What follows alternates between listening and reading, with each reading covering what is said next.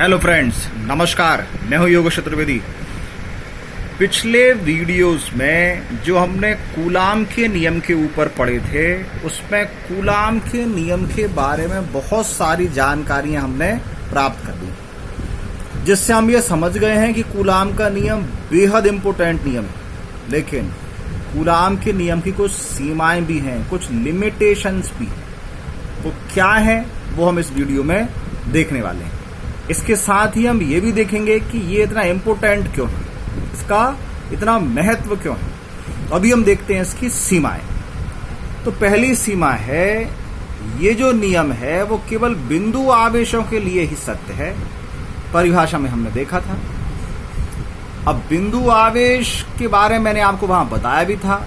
एक बिंदु आवेश को हम कैसे मान लें कि एक बनाया पॉइंट, उस पर रख दिया आवेश, तो बिंदु आवेश है। लेकिन हम क्या करते हैं, हम ये मानते हैं कि यदि कोई बड़ी वस्तु भी है उस पर भी आवेश है, लेकिन दो वस्तुओं की दूरी यदि उनके आकार की तुलना में बहुत ज्यादा है तो वो एक दूसरे के लिए बिंदु वस्तु कहलाती हैं और वो आवेश बिंदु आवेश कहलाते हैं। तो नियम तो दिया गया है बिंदु आवेशों के लिए, लेकिन हम इसको बड़ी वस्तुओं के वितरित आवेश के लिए भी अप्लाई कर लेते हैं। दूसरी सीमा है, ये जो नियम है केवल स्थिर आवेशों के लिए ही सत्य है। बहुत ध्यान देने वाली बात है फ्रेंड्स। आवेश गतिशील भी हो सकते हैं, गतिशील आवेश भी बल लगाएगा, लेकिन जिस बल की वैल्यू हमने कूलाम के नियम में सीखी है वो किसके लिए है? दो स्थिर आवेशों के बीच लगने वाले बल की। गतिशील अगर आवेश हैं तो उन पर अलग नियम होते हैं जिनके माध्यम से बल का मान ज्ञात करते हैं। तीसरी सीमा है, ये नियम जो है, ये जो बल है, इस नियम के माध्यम से हम जो निकाला है तो ये दीर्घ परास बल है। मतलब किलोमीटर की कोटि, मतलब यदि दो वस्तुओं के बीच की दूरी किलोमीटर में भी है तो भी ये बल काम करेंगे। लेकिन अधिकतम तो किलोमीटर है, कम से कम कहां तक काम करेंगे? तो कूलाम के नियम से हम जो बल का मान निकालेंगे वो 10 की घात -15 मीटर की कोटि से कम दूरी पर काम नहीं कर पाते। फ्रेंड्स, कोटि मतलब होता है 10 की घात। आगे कुछ भी संख्या लिखी हो सकती थी तो उसको हमने केवल 10 की घात में लिया है, इसलिए वो कोटि कोटि शब्द का इस्तेमाल हो रहा है। तो मैक्सिमम तो किलोमीटर की कोटि, किलोमीटर की रेंज है, लेकिन पास यदि दो वस्तु रखी हैं तो वो 10 की घात -15 मीटर से कम दूरी पर ये नियम काम नहीं करेगा। अब क्वेश्चन आता है क्यों नहीं करेगा? क्योंकि ये फ्रेंड 10 की घात -15 मीटर जो है वो नाभिक की त्रिज्या कहलाती है। तो यदि हम नाभिक की त्रिज्या से कम दूरी ले रहे हैं, मतलब हम नाभिक के अंदर आ गए हैं, और नाभिक के अंदर आप जानते हैं प्रोटॉन और न्यूट्रॉन होते हैं। न्यूट्रॉन पर तो कोई आवेश होता ही नहीं है, प्रोटॉन पर धन आवेश होता है। अब कूलाम के नियम से हम जानते हैं कि समान आवेश में प्रतिकर्षण होगा, लेकिन नाभिक के अंदर जो प्रोटॉन है वो एक दूसरे को प्रतिकर्षित नहीं करते हैं बल्कि आकर्षित करते हैं।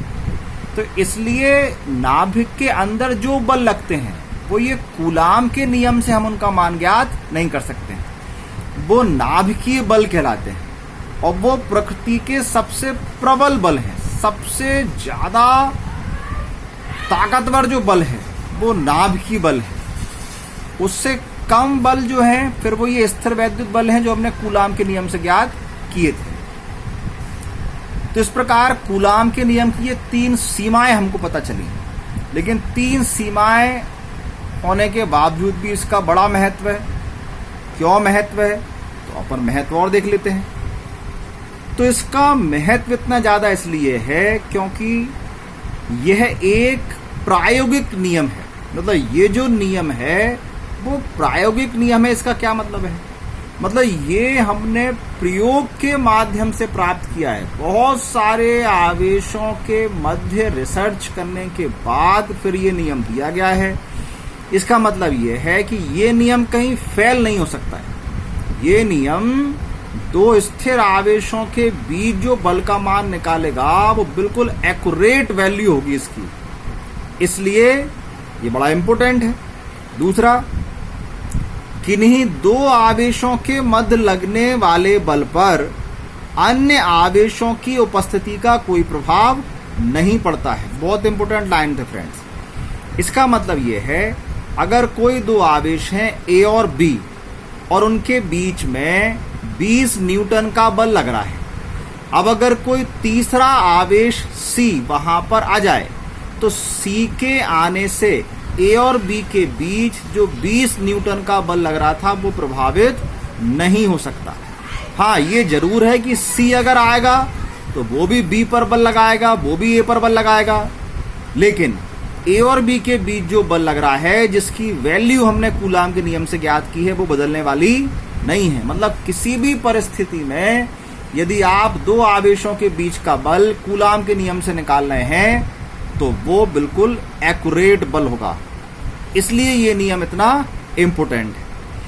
अब इसमें एक ध्यान देने वाली बात यह है फ्रेंड्स कि कूलाम का जो नियम है वो सार्वत्रिक नियम नहीं है। जैसे गुरुत्वाकर्षण का जब हम नियम सीखे थे कक्षा 11 में तो हमने देखा था सार्वत्रिक गुरुत्वाकर्षण का नियम, मतलब गुरुत्वाकर्षण का नियम सार्वत्रिक का मतलब यूनिवर्सल नियम है, सभी जगह लगता है, लेकिन ये नहीं लगता।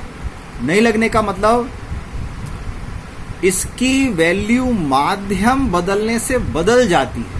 चूंकि इसकी वैल्यू माध्यम पर डिपेंड करती है इसलिए इसको यूनिवर्सल नियम नहीं कहा जा सकता है।